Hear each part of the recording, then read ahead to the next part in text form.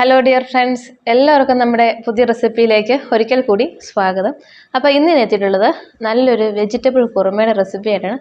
നമ്മൾ ഈ വെജിറ്റേറിയൻ റെസ്റ്റോറൻറ്റിലൊക്കെ പോയി കഴിക്കുന്ന കുറുമയ്ക്ക് ഒരു പ്രത്യേക ടേസ്റ്റ് ആണല്ലേ. അതേ ടേസ്റ്റിൽ നല്ല സിമ്പിളായിട്ട് നമുക്ക് വീട്ടിൽ വെജിറ്റബിൾ കുറുമ ഉണ്ടാക്കിയെടുക്കാം.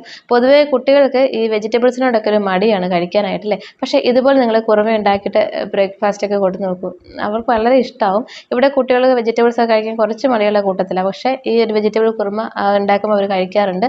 അത് ബ്രേക്ക്ഫാസ്റ്റ് നമ്മൾ ഇടിയപ്പത്തിൻ്റെ കൂടെയോ അല്ലെങ്കിൽ വെള്ളയപ്പത്തിൻ്റെ കൂടെയോ ഡിന്നറിന് ചപ്പാത്തിയുടെ കൂടെയൊക്കെ നല്ല സൂപ്പർ കോമ്പിനേഷനാണ്. വളരെ സിമ്പിളാണ്. ഒരു 10 മിനിറ്റ് സമയം തന്നെ വേണ്ട ഉണ്ടാക്കിയെടുക്കാനായിട്ട്. കുക്കറിലാണ് നമ്മളത് ചെയ്യുന്നത്. അപ്പോൾ ഉണ്ടാക്കി നോക്കണം. എന്നിട്ട് നിങ്ങളുടെ ഫീഡ്ബാക്ക്സ് അറിയിക്കാൻ മറക്കരുത്. അപ്പം ഞാൻ ഇതിലേക്ക് ചേർത്തേക്കുന്ന ചേരുവകളെല്ലാം അതുപോലെ ചേർക്കണം, ഒന്നും സ്കിപ്പ് ചെയ്ത് കളയരുത്. എങ്കിൽ മാത്രമാണ് ചേർത്തേക്കുന്ന ചേരുവകൾ അതുപോലെ ചേർത്താൽ മാത്രമേ ഞാൻ ഉണ്ടാക്കിയ ആ ഒരു ടേസ്റ്റ് കിട്ടുള്ളൂ. അപ്പോൾ തയ്യാറാക്കി നോക്കുക, എന്നിട്ട് ഫീഡ്ബാക്ക്സ് അറിയിക്കണം. പുതിയതായിട്ട് കാണുന്ന കൂട്ടുകാർ ചാനൽ സബ്സ്ക്രൈബ് ചെയ്യാതെയാണ് കാണുന്നതെങ്കിൽ സബ്സ്ക്രൈബ് ചെയ്യാൻ മറന്നു പോകരുത്. എല്ലാം സിമ്പിൾ റെസിപ്പീസാണ് നമ്മൾ അപ്ലോഡ് ചെയ്തേക്കുന്നത്. അപ്പോൾ നമുക്ക് പെട്ടെന്ന് തന്നെ നമ്മുടെ റെസിപ്പിയിലേക്ക് പോകാം. Keep on watching guys. വളരെ സിമ്പിളായിട്ട് കുക്കറിൽ നമുക്ക് വെജിറ്റബിൾ കുറുമ ഉണ്ടാക്കിയെടുക്കാം. ഞാനിവിടെ 2 പൊട്ടറ്റോ നന്നായിട്ട് ക്ലീൻ ചെയ്ത് ക്യൂബ്സ് ആയിട്ട് ഇതുപോലെ അരിഞ്ഞെടുത്തിട്ടുണ്ട്. പിന്നെ ഒരു വലിയ ക്യാരറ്റ്, പിന്നെ കുറച്ച് ഗ്രീൻ പീസ് എടുത്തിട്ടുണ്ട്. അപ്പം നിങ്ങളുടെ കയ്യിലുള്ള വെജിറ്റബിൾസ് ഒക്കെ നിങ്ങൾക്ക് എടുക്കാമേ. പിന്നെ ഒരു ചെറിയ സവാള ഇതുപോലെ ചെറുതായിട്ടൊന്ന് അരിഞ്ഞെടുത്തിട്ടുണ്ട്. ആവശ്യത്തിന് വെള്ളവും ഉപ്പും ചേർത്ത് കൊടുത്ത് നമുക്കിത് വേവിച്ചെടുക്കാം. ഞാനിവിടെ 2 വിസിൽ കൊടുക്കുന്നുള്ളൂ, അപ്പോഴേക്കും കറക്റ്റ് ഇത് വേവായിട്ട് വരും. 2-3 വിസിൽ കൊടുത്താൽ മതിയാവും. അടച്ചു വെച്ച് നമുക്കിത് കുക്ക് ചെയ്യാം.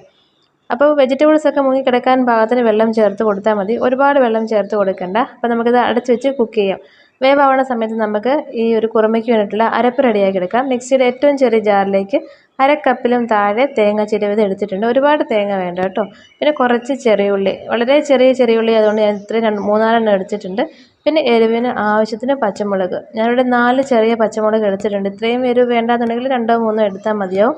പിന്നെ കുറച്ച് സ്പൈസസ് എടുത്തിട്ടുണ്ട്. ചെറിയ കഷ്ണം ഇഞ്ചി, പിന്നെ വെളുത്തുള്ളി, കുറച്ച് പെരുംജീരകം, ഗ്രാമ്പൂ, പട്ട, ഏലക്കായ, 1-2 കുരുമുളക്, ഇത്രയും എടുത്തിട്ടുണ്ട്. പിന്നെ നമുക്ക് കുറച്ച് കാഷ്നട്ട്സ് വേണം. കാഷ്നട്ട്സ് ഒഴിവാക്കരുത്, എങ്കിലാണ് ആ കുറുമയുടെ പെർഫെക്റ്റ് ടേസ്റ്റ് കിട്ടുള്ളൂ. 1/2 ടീസ്പൂൺ മഞ്ഞൾപ്പൊടിയും പിന്നെ ഒരു ഇത്തിരി വെള്ളം ഒരുപാട് കൂടി പോകരുത്. വളരെ കുറച്ച് വെള്ളം ചേർത്ത് കൊടുത്ത് വളരെ ഫൈനായിട്ട് വേണം അരച്ചെടുക്കാനായിട്ട്. ഇപ്പോൾ നമ്മുടെ കുക്കറിൻ്റെ സ്റ്റീമൊക്കെ നന്നായിട്ട് പോയിട്ടുണ്ട്. വെജിറ്റബിൾസൊക്കെ നന്നായിട്ട് കുക്കായിട്ട് വന്നിട്ടുണ്ട്. നമുക്കിതൊന്ന് ഉടച്ച് കൊടുക്കണം. ഞാനിങ്ങനെ ഉടച്ച് കൊടുക്കാൻ വേണ്ടിയിട്ടാണ് 2 പൊട്ടറ്റോ എടുത്തത്. അതാകുമ്പോൾ നമ്മൾ എല്ലാ കഷ്ണങ്ങളും ഉടച്ച് കൊടുക്കരുത്, കുറച്ച് മാത്രം ഇങ്ങനെ ഒന്ന് ഉടച്ച് കൊടുക്കുമ്പോൾ ആ ഒരു കുറുമയ്ക്ക് നല്ലൊരു തിക്നെസ് കിട്ടുകയും ചെയ്യും. അങ്ങനെ വെള്ളം പോലെ കിടക്കില്ല, നല്ല ടേസ്റ്റും ആയിരിക്കും. ഇരുന്ന് കഴിയുമ്പോൾ ഒന്ന് കുറുകി വരുവേ. ഇനി നമുക്ക് അരച്ചെടുത്ത അരപ്പ് കൂടി ചേർത്ത് കൊടുക്കാം. അപ്പോൾ ഇതുപോലെ നല്ല ഫൈനായിട്ട് വേണം അരച്ചെടുക്കാനായിട്ട്, തരികളൊന്നും ഉണ്ടാകാൻ പാടില്ല.